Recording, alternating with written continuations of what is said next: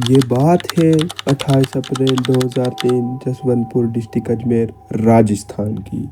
शाम को 5:15 पर स्वार पुलिस स्टेशन में एक फ़ोन कॉल आती है और एक बंदा बहुत ही घबराई हुई टोन में बताता है कि बिनास नदी के किनारे पिल्लर नंबर 11 पर एक कटा हुआ सर पड़ा मिला है। जिसके बाद पुलिस की एक टीम वहां पर जाती है और ये खबर को कंफर्म करने के बाद थाना प्रभारी एसएचओ सुरेंद्र सिंह अपनी टीम को लेकर वहां पर पहुंचता है।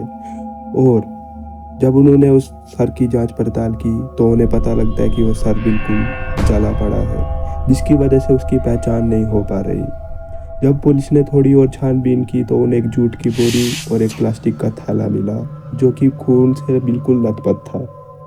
पर सवाल ये था कि उस सर का धड़ मतलब बाकी की पड़ी हुई बॉडी कहाँ है। उस पूरी बॉडी की तलाश में पुलिस चारों ओर फैल गई और वहां से करीब 2 किलोमीटर दूर एक खून से भरी शर्ट, एक पिल्लो कवर और एक टेबल कवर और 2 प्लास्टिक की बोरियां मिली। और थाना प्रभारी को खबर मिली कि बजरंग नाई के कुएं में एक बोरी तैर रही है जिसमें से बहुत ज़्यादा गंदी बदबू चल रही है। तो जब पुलिस वहां पर पहुंची तो गांव वालों की मदद से रस्सी लगा के उस बोरी को बाहर निकाला और उस बोरी को जो खोल के देखा तो किसी को भी अपनी आंखों पे विश्वास नहीं हुआ। जब उस बोरी को खोला तो उसमें 2 चादरें आपस में बंधी हुई थी। चादरों को खोल के देखा तो एक इंसान का नंगा शव था जो जगह जगह से जला हुआ था और कटा हुआ था। उस शव की पूरी आंतें बाहर निकली हुई थी जिसमें से बहुत ज़्यादा गंदी बदबू चल रही थी। चौंकाने वाली बात तो ये थी कि शव का सर गायब था और जब शव का पोस्टमार्टम किया गया तो पता चला कि ये शव और कटा हुआ सर एक ही बॉडी का है, मतलब एक ही इंसान का है।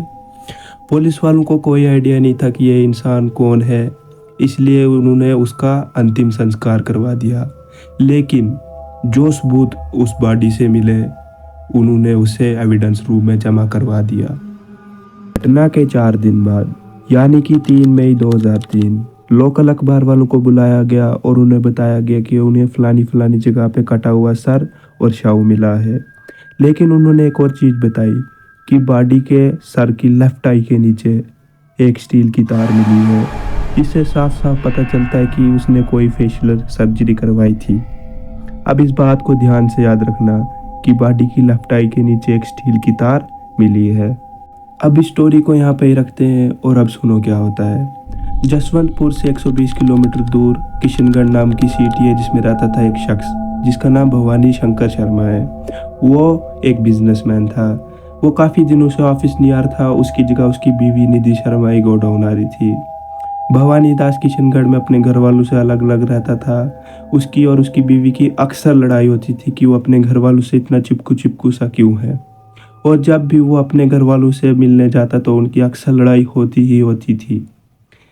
इन सब बातों को लेकर हमेशा लड़ाई होती थी कि वो अपने घर वालों को छोड़ क्यों नहीं देता, वो उनसे इतना मिल चिपकू सा क्यों है। भवानी इन सब के चलते बहुत ज़्यादा दुखी था। फिर वक्त आता है 25 अप्रैल 2003। ये वो तारीख है जब भवानी शंकर आखिरी बार अपने घर वालों से मिला और घर पहुंचते उसने अपने पिताजी को फ़ोन किया कि वो घर पहुंच गया है। लेकिन इस फ़ोन के बाद भवानी ना कभी उनसे मिलने आया ना कभी उन्हें फ़ोन किया। इन सब को लेके उसके मम्मी पापा बहुत ज़्यादा परेशान हुए कि उनका बच्चा उन्हें ना फ़ोन कर रहा है ना उनसे मिलने आ रहा है। पूछताछ करने के बाद भवानी शंकर के पिताजी को पता चला कि वो ना ऑफिस ना गोडाउन ना ही काम करने आ रहा है। भवानी शंकर की जगह उसकी बीवी निधि गोडाउन आ रही है।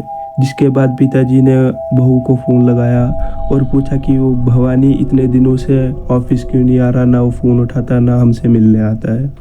तो बहू ने जवाब दिया कि अगर आपको उसकी इतनी चिंता हो रही है तो आप खुद गोडाउन क्यों नहीं आ जाते, पर घर पर मत आना, मैं आपकी सेवा करने नहीं बैठी। उन लोगों को अपनी बहू से इससे ज़्यादा उम्मीद भी नहीं थी, इसलिए वो अपने रिश्तेदारों को और जानकारों को पता लगाने को कहते हैं कि भवानी कहाँ है। सभी ने बहुत कोशिश की पर भवानी का कुछ पता नहीं चला। और निधि शर्मा, जिसको ये पता हो सकता कि भवानी कहाँ है, वो चुप्पी साध के बैठी थी। पर ऐसा नहीं था वो उसे ढूंढ नहीं रही थी, वो उसे ढूंढ रही थी, पर वो अपने ससुराल वालों की मदद नहीं लेना चाहती थी। 4 मई 2003 दुर्गा प्रसाद, जो कि भवानी के पिताजी हैं, उन्हें एक अखबार वाला अखबार फेंकता है। वो चाय मंगाते हैं और कुर्सी पे बैठ के जब भी उन्होंने अखबार का फ्रंट पेज पढ़ा, उनके हाथ पांव सुन्न हो गए और वो छाती पे हाथ रख के कुर्सी पे ही गिर गए। अब मैं आपको उस न्यूज़ का फ्रंट पेज पढ़ के सुनाता हूँ, तो ध्यान से सुनना। सवार पुलिस को एक कटा हुआ सर और धड़ मिला है, जिसकी लेफ्ट आंख के नीचे एक स्टील की तार लगी हुई है।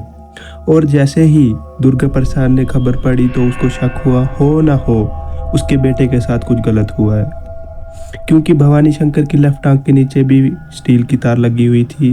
एक्चुअली उसका एक जवानी में एक बाइक एक्सीडेंट हो गया था, जिसकी वजह से उसकी आंख के नीचे वाली हड्डी टूट गई थी। दुर्गा प्रसाद ने खबर सुनते ही अपने तीनों बेटों को फ़ोन किया और निधि शर्मा को भी अपने घर पे बुलाया। सब घर पहुंचते ही उस पुलिस स्टेशन की ओर रवाना हो गए और पुलिस स्टेशन में पहुंचते ही दुर्गा प्रसाद ने बताया कि उसका बेटा पिछले 8 दिनों से गायब है, और उस न्यूज़ के बारे में और स्टील की तार के बारे में भी बताया। उन्होंने उस बॉडी को देखने की रिक्वेस्ट की तो पुलिस ने बताया कि वो लाश बिल्कुल गल चुकी थी, जिसकी वजह से उन्होंने उसका अंतिम संस्कार करवा दिया। पर जो उनके पास सबूत बचे थे वो सबूत उनके सामने लाके खड़े कर दिए।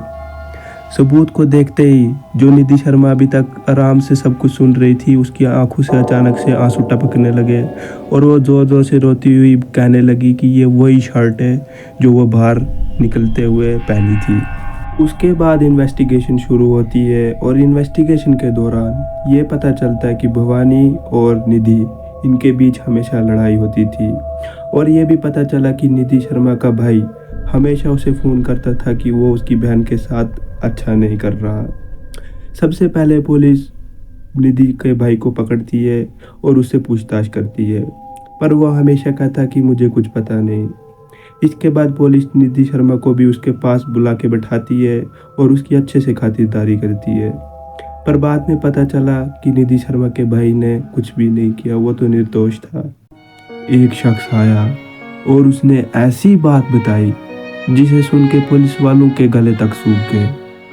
उस शख्स ने इतनी बेरहमी से कुल्हाड़ी से 10 से 15 बार भवानी के ऊपर वार किया और चाकू से गर्दन